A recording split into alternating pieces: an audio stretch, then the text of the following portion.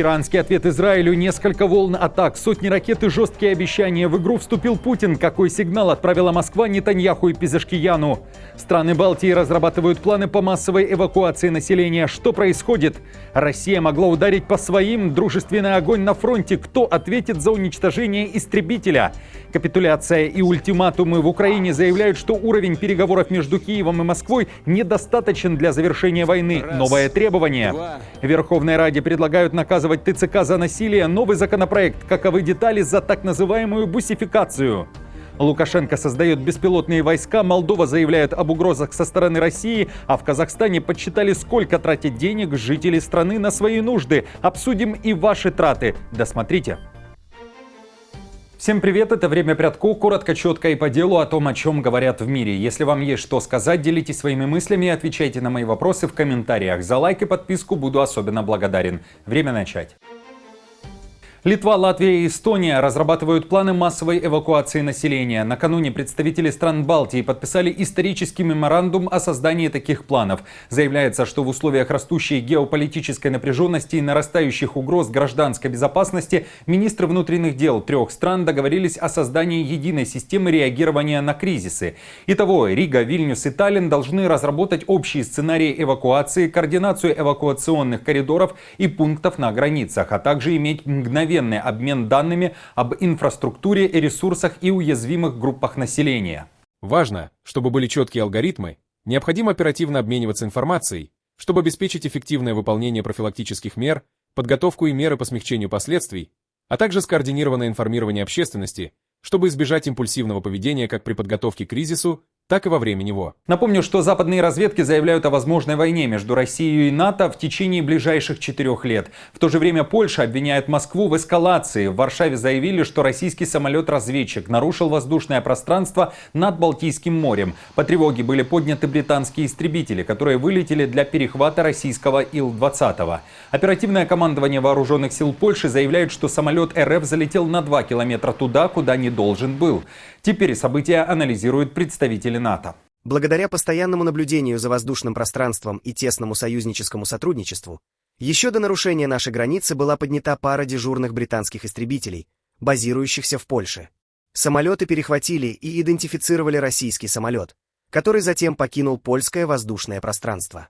А в Литве другая горячая дискуссия. Главные темы – женщины, армия и импорт солдат. Министр обороны Давиле Шакалине на днях заявила, что если страна хочет увеличить численность армии в ближайшие 5-10 лет, то без усиления роли женщин не обойтись. В противном случае, по ее словам, придется импортировать солдат. Фраза моментально разлетелась по медиапространству и вызвала бурную реакцию. Премьер-министр страны заявил, что женщины, конечно, могут отправиться на службу, но не обязаны. Женщины на самом деле могут делать абсолютно все. И если они только захотят, то должны быть созданы такие возможности для службы в вооруженных силах Литвы. Но обязанность быть призванным и служить должна в первую очередь распространяться на мужчин. Летнее наступление России началось с захода ее сил на территорию Днепропетровской области. Расширение линии фронта на этом направлении вновь топ-тема для мировых СМИ. В частности, Нью-Йорк Таймс пишет, что подобные действия РФ говорят об увеличении боевого импульса России. Россия вряд ли попытается захватить новую область, о чем она ранее заявляла, что не намерена делать. Вместо этого военные аналитики и украинские солдаты рассматривают это наступление как символическое, направленное на подрыв морального духа украинцев путем вторжения в новый регион, и стратегическое, призванное укрепить оборону в соседних районах, где Россия уже закрепилась.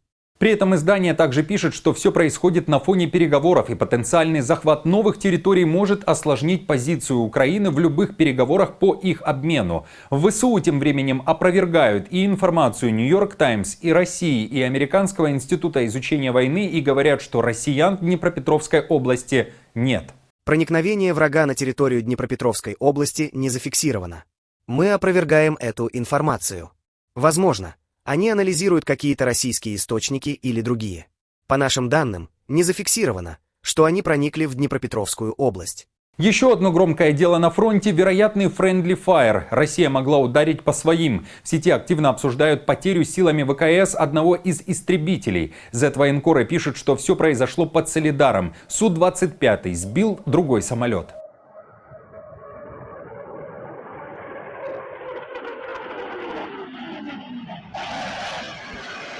Ростелеграм-канал Fighter Bomber пишет, что летчик катапультировался, он в госпитале, сломана рука. Что тут было нарушено и кто в этой аварии виноват, разберется комиссия. Конец цитаты.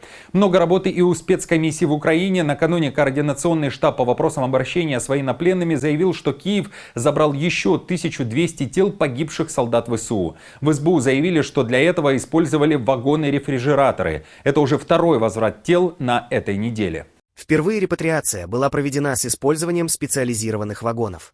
Благодаря этому тела погибших защитников Украины будут доставлены в ускоренном режиме в учреждения в разных регионах, где будет проводиться дальнейшая идентификация и другие мероприятия. Специалисты говорят, что будет непросто с идентификацией тел, процедура длительная. Украине предстоит установить, точно ли все тела принадлежат погибшим бойцам ВСУ. Для идентификации необходимо провести надлежащее исследование тел.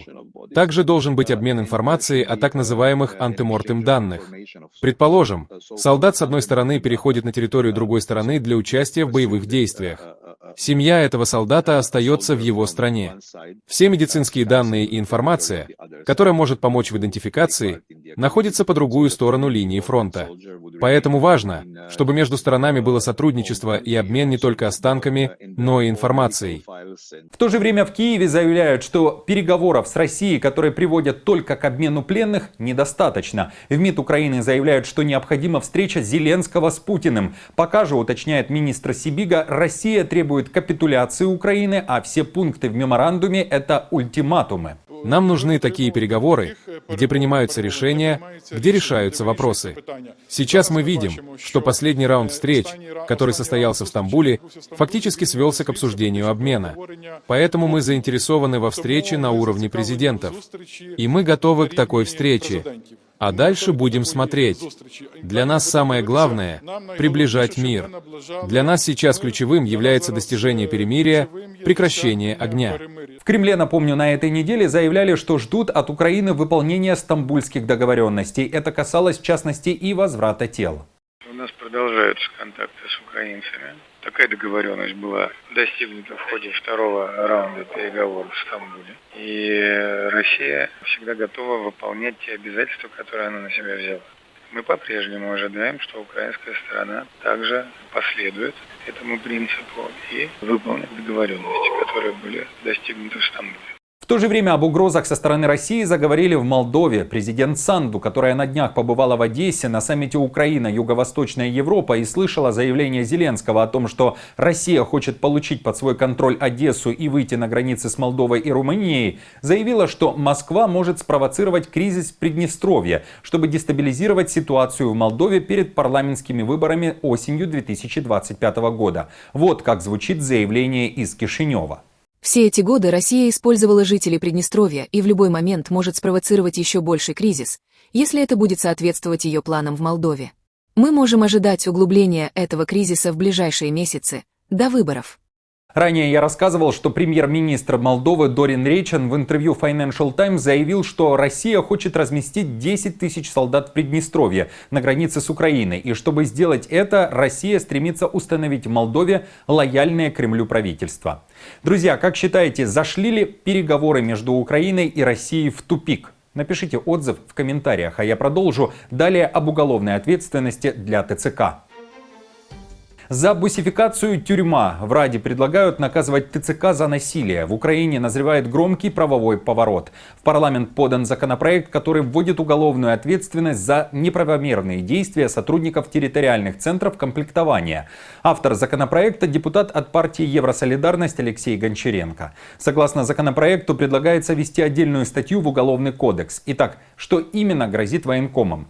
Если не вызвали скорую вовремя, штраф, исправительные работы или до 4 лет ограничения свободы. Если человек получил инвалидность, до 3 лет тюрьмы. Если умер, все те же 3 года лишения свободы.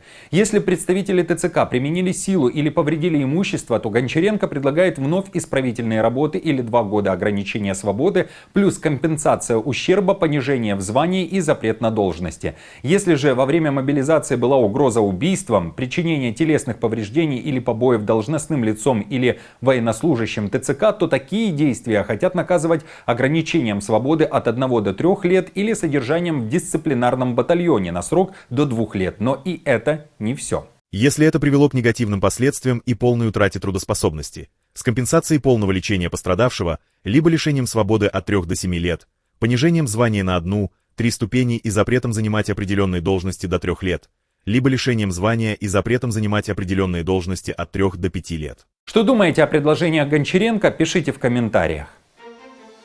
Иран ударил по Израилю. Тегеран нанес ответный массированный ракетный удар. Было несколько волн атак, летело более 300 баллистических ракет. Операция получила название «Правдивое обещание 3» и стала ответом на ликвидацию Израилем всех переговорщиков по ядерной сделке и других высокопоставленных лиц Ирана, о чем ранее заявлял Трамп. Удары пришлись по разным регионам Израиля. По данным СМИ, зафиксированы взрывы вблизи Хайфы и Димоны, где расположен ядерный реактор. Били также по Тель-Авиву. В Цахал заявили, что часть ракет была сбита, при этом там также уточнили, что Иран пересек красную черту, атаковав гражданские объекты. Премьер-министр Израиля Нетаньяху пообещал новый ответ. В игру вступил и Путин. В разгар конфликта он провел экстренные переговоры с лидерами обеих стран. В разговоре с Нетаньяху осудил удары Израиля по Ирану, назвав их нарушением международного права, и призвал вернуться к дипломатии и переговорам. В беседе с иранским президентом Пезешкияном Путин подтвердил, что Россия поддерживает политическое урегулирование вокруг ядерной программы Ирана. В ночь на 14 июня из-за событий на Ближнем Востоке Совбез ООН провел экстренное заседание. Громко и синхронно следом за Путиным Лукашенко объявляет о создании войск-беспилотников. Прошли всего сутки с момента, как Путин торжественно заявил о создании нового рода войск в России, беспилотных систем, как Минск тут же подхватил тренд. Лукашенко накануне побывал в центре подготовки дронов в Брестской области. Дроновые войска войдут в состав спецвойск и будут заниматься разведкой, огневым поражением, корректировкой огня и техническим обеспечением. Беспилотная гонка стартовала. Лукашенко и Путин делают ставки на БПЛА. Напомню, что первой страной, которая создала современный род войск силы беспилотных систем, стала Украина. Эти войска были созданы в стране в прошлом году.